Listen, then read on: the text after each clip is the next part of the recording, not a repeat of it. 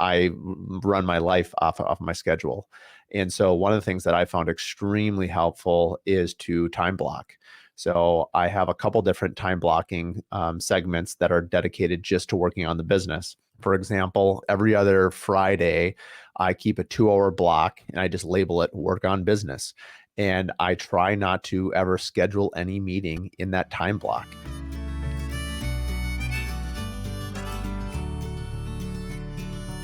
Welcome to Curious Builder Podcast Q&A. I'm Mark Williams, your host, and we are about to announce our first episode of Q&A. So over the last year and a half, as you know, if you've been listening to the show, every week we have a weekly podcast where I'm interviewing builders, architects, designers, anyone related to the construction field of building that's a founder or an owner and has some insight and wants to share. We've been getting a lot of questions through our email, through the website, and I thought I'd take a time to answer some of those in kind of a straight format. And so what I'm going to do is I'm going to answer 2 questions every other Thursday. You probably also are aware, if you're following our feed, that we have launched the Curious Builder in Espanol with Bel Cruz. So every other Thursday will be either a Spanish episode, or on the opposite biweekly schedule will be a Q&A session. And that's just going to be 20 minutes of me answering 2 questions that the audience have submitted. And we'll just have a kind of a open format on as the questions come in. I'll announce what they are, both in the feed as well as the start of this podcast, and we'll kind of go from there. If people have any other comments, you can write us a review or send us an email. My email is mark@mdwilliamshomes.com. And you can also go through the website, thecuriousbuilderpodcast.com. So today's question is a great one. And I definitely am not an expert on this, but I have a few insights. And the question that was posed was, how do you work on the business and not in the business? I think just the fact that you're even thinking about the question or asking the question is the first step into working on your business. Like a lot of entrepreneurs, when we start a business, we're chasing down every single lead you can. If somebody calls you, obviously respond. If somebody emails you, you ask them, when can you meet? And, you're not thinking about bids or design down payments or any of that. You're just trying to go get as much work as you possibly can because you're just excited. And it takes a few years, or at least it did for me, before you start systemizing this and realizing that, it'd be like a dog chasing a ball down the street. You can chase one pretty effectively. You start chasing 5 or 6 and it just doesn't happen very well. You're going to get run over by a car in this analogy for sure. And so I think at some point you start looking around and you realize I'm either burning out. You find yourself working, nights and weekends, and your spouse or your family is probably making comments about you working too much. And sometimes it takes somebody to kind of pull you aside and say, if you keep this up, you're going to burn out, or you're going to crash and burn, or it's just simply not, even if you can sustain it, maybe your family can't sustain it. And so I'm really thankful personally for those in my life that have sort of helped me take a time out and have given me perspective, just to realize that if you work on the business and you structure the business, not only can the business work for you, and you're always going to need to put obviously your time and energy and effort into it. It's your baby. It's the thing that you care about. And most people create their business based on passion, which is great. And once you love something, you want to give it everything you've got. In fact, I was just writing graduation cards for the upcoming graduations, and one of my go-to lines was, find a career that is your passion, or that you can find passion in it, because then you'll never work a day in your life. And I really believe that's true. A past client of mine actually had told me one time, he was probably in his late 60s, early 70s. And he said he was a serial entrepreneur, had a huge staff, 500-600 employees. And they kept asking him when he was going to retire. And he goes, I hate the R word. And that was retire. And he goes, if you are constantly thinking about retirement, perhaps you've chosen the wrong career. And going back to passion, really find, if you have started a business, you're likely passionate about something. So know that you've already taken a good step. So back to working on the business, I think just becoming aware that you need to create systems. I know I've failed miserably at this for a couple of decades. I'm now 20 years in, and really it's only been the last couple of years that I've really been very mindful of trying to dedicate time to work on the business. And for me personally, I run my life off my schedule. And so one of the things that I found extremely helpful is to time block. So I have a couple different time blocking segments that are dedicated just to working on the business. For example, I think it's every other Friday, I keep a 2 hour block and I just label it work on business. And I try not to ever schedule any meeting in that time block. And so when that time comes up, I need to take a time out. And then for those 2 hours, usually I start it at the beginning of the day because that's when I have the most energy and I'm the most clear minded. And then for those 2 hours, I'm working on the business. I can tell you that I fail pretty miserably. I'd say half the time I end up canceling it or I delete it or I'm dealing with the fire. So even though I've set it in motion and I believe in it, it's still very tempting to cancel it. So hopefully you can do a better job of that I have been able to do in just keeping it really cemented and sacred. I was interviewing Caleb McDonald from Kingsridge Builders up in Canada, and I've actually just adopted something that he shared in that podcast episode. And what he does is once a month, he books I think either a half a day or maybe a full day. And he lives in Toronto and he dresses up a little bit differently, he said. He gets on a train and goes into Toronto proper, works at a favorite coffee shop for the whole day. He leaves his phone off and he's not answering emails. He's simply working on the business, whether it's being creative, thinking about, how to structure things differently, whether it's talking about, the next year, the next quarter, goal setting, all of those things that you need time to do. He's dedicating that full day in kind of a different atmosphere. I like that a lot. I actually have it coming up in July, my first full day. And I think for me, I'm not going to take a train anywhere, but I'll probably drive to Stillwater, or maybe I'll drive to Northfield, which is, there's cities that are pretty close to Minneapolis where I live, maybe half hour, 40 minutes, just to kind of get out away from the office. And I feel like just a change of scenery is super, super healthy. So I'm really excited personally to do that. I think another thing too is create little things in your schedule that trigger things that would work on the business.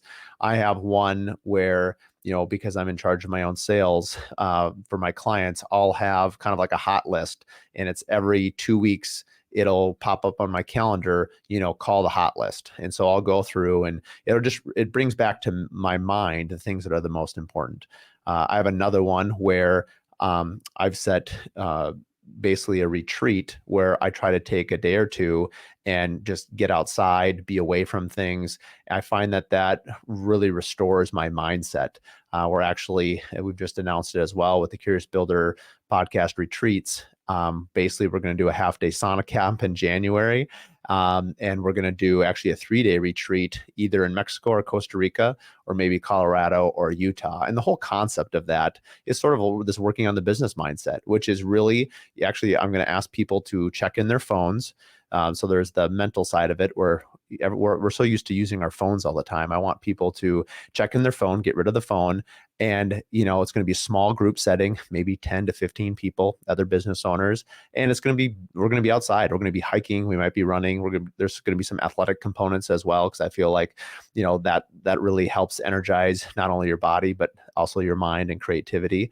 And we'll have some cultural elements. I think if the one that's going to be out in Utah or Colorado, my sister actually is head of Native American Affairs. And so we're going to find a Native American storyteller to come do a powwow one night around the fire and just talk about, not only building, but just have a connect to the land. And I feel so much about working on business is sort of working on yourself, because most people's businesses are somehow a reflection of their own core values.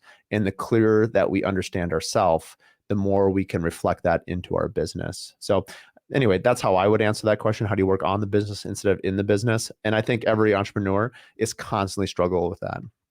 I know I definitely struggle with it a lot.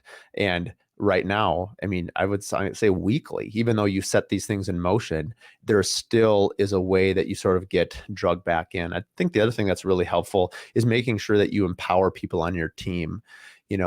I think, I'd heard once that if you can find someone within 60% of your ability to do a job, then hire them. And that's really hard for most entrepreneurs, because you're like, well, man, if I can do that to 100% and I'm hiring someone that is 40% worse at it than I am, how can I do that? And I think the real key there is if you don't trust people, if you don't empower people, they can never grow. And then if you make yourself irreplaceable, you're irreplaceable. And so if you don't want to be drug into the nitty gritty, and if you don't want to be dug into every single decision, you're going to have to empower people to make decisions on your behalf. And here's the best part. they'll do a better job than you anyway. And I have found that time and time again, when you trust the right people, and you empower them, they surprise you with how their ideas and their creativity. And I need to do a better job of that in my career, especially in the back 40, as they say. I need to do a better job of empowering my team members and be very mindful that they have so much to offer. And I think even through the podcast and through different collectives that we do, the education component, I've heard this saying, there's three phases of your business life, and it's you learn, earn, and return. And I jokingly often say that I've missed the earning part. I definitely learned, and now it's my turn to return. And I really enjoy leading discussions and getting people together, even like this format, just to share that you're not alone, and to share that this is difficult, and that by listening to each other, maybe it sparks an idea in your mind and you can apply it to your own business. The second question is, are you willing to be advised by your subcontractors and trade partners? And if so, how would you like to be approached? I think this is a fantastic question. I can only speak for myself in this sense. I love it. I've often told my clients as well as my trade partners, I'm not a know-it-all. There's a lot of builders that grew up in the trades that know a lot of the building science, and I'm sure I'm pretty dangerous and I know probably more than I think I know, but I really rely on the people around me. My cabinet guy is going to know way more about cabinets than I ever could. My electrician, my drywaller, my painter, honestly, every single person on the job site knows more than me. And so maybe I've benefited from the fact that I don't feel like I know that much. And so I'm always asking questions, hence the name, the Curious Builder Podcast. And so I think from an early age, I've always been very curious and I've always asked questions. And so I would tell this subcontractor that you want to align yourself with people that are seeking help. And, I heard a quote recently that I like, and it is, if you want to go fast, go alone. And if you want to go far, go together. And I think anyone who's building a home or part of it, it's a colossal team effort. I can't think of another endeavor that you constantly are working with hundreds and hundreds of people, from purchasing to actually doing the work on the job sites. And a lot of times they're different, and their crews are different, and their people are different. And we try to do the best we can to create a system and project manage and schedule. But there is a lot of unknowns and a lot of variety. And if you don't trust your people, and if you don't trust their recommendations, there's thousands of decisions that are being made. And I guess no different than how I answered the previous one, that if you're not empowering your trade partners to make some decisions and trust on their end, that means you're going to have to make every decision. And so I would tell this trade partner who asked this question, if you are going to your builder, your architect, or your designers, and you're being shut down, honestly, that would be a red flag for me. I would not work for a builder if they were not willing to listen to their trade people. And I think there needs to be respectful dialogue, obviously, just because you might, maybe a cabinet maker comes in and says, I want it done this way. Me personally, I would say, well, tell me more. Like, why is that? Is that a better product? And, if there's a fundamental difference that I understand, part of it is just communication. I might be telling this cabinet guy, well, the reason that I want it done this way is for this design look. And I think it always leads to really good conversations. Honestly, I don't know any builder that wouldn't welcome open dialogue. It's no different than if a builder just tells someone what to do. That doesn't usually go over very well. And if a trade partner comes to a builder and says, I'm not doing that, this is how I'm doing it, that usually doesn't go well either. And so we often talk on the podcast about what are red flags for our clients. And my number one every single time is communication, how even the husband and wife communicate with each other. And the way that the builder, the project manager, the trade partner, and the vendors communicate, and the designers, is really, really important. We need to respect each other, and we need to understand that maybe there's something that we don't understand. And I feel like, people that are just really confident in their own ability are honestly going to be the best ones to ask questions to, because they're going to want to seek a way to do it better. And so I think, to the person that asked this question, go ask. I'd be shocked if someone wasn't willing to listen, and maybe it's a business thing. I've had trade partners come to me about people on my own team before. That's a little bit different. That's not about building the house. That's about how I'm running my business. And that's a little bit harder because there's a lot of interpersonal dynamics. There's people. There is, for me personally, I tend to really like people. I've I've said many times that I'm not the greatest at hiring or firing people. And, Disney made it famous that you hire slow and you fire fast. In my career, I've sort of done the opposite. I hire fast and I fire slow. And, looking back in hindsight, there are times where my gut was said, you've got to let this person go. It doesn't work. It's not going to work out. And my mistake, to my own detriment and to theirs too, was that I didn't listen to my gut and I was too patient. And I think what makes me a very good remodeler, because I'm an optimist, sometimes makes me a really bad judge of character for people because I'm an optimist. I think they can change. And, ultimately, maybe this is marital advice, it's like, if famously, if someone, if your spouse marries the other person and thinks that that person is going to change, they're really not. And it's an evolution, and things can change over a period of time, but I don't think people just immediately change. You have to have stepping stones. And so anyway, I think I know that I constantly am asking my trade partners for their feedback. A lot of times in my emails out to, I call them my A team, when I'm sending out a bid. And I will even say, if you have recommendations or if there's a way that you can, value engineer this and give me some options, they're going to know their craft better than I can, and maybe the electrician can say, well, I know you spec'd, 2-inch cans, and they're maybe $600 a piece, but, if we went to 4-inch cans, they're $300. Well, now you can go to your client and you look smarter by trusting your trade partners. And so I think this is an amazing opportunity for not only the trade partner that you're working with to sort of level up their game, but it's also a huge benefit to the contractor. And if you're listening and you are a builder or you are a remodeler, and you haven't done this, you can't imagine the feeling of empowerment it will have on the people that you work for if you ask for their help. And I think, honestly, probably the thing that is the most underutilized in our culture is literally the word help. Help me. And I say that with very few people, whether it's insecurity or whether they just are embarrassed. I'm not sure what it is, but a lot of people just simply don't ask for help.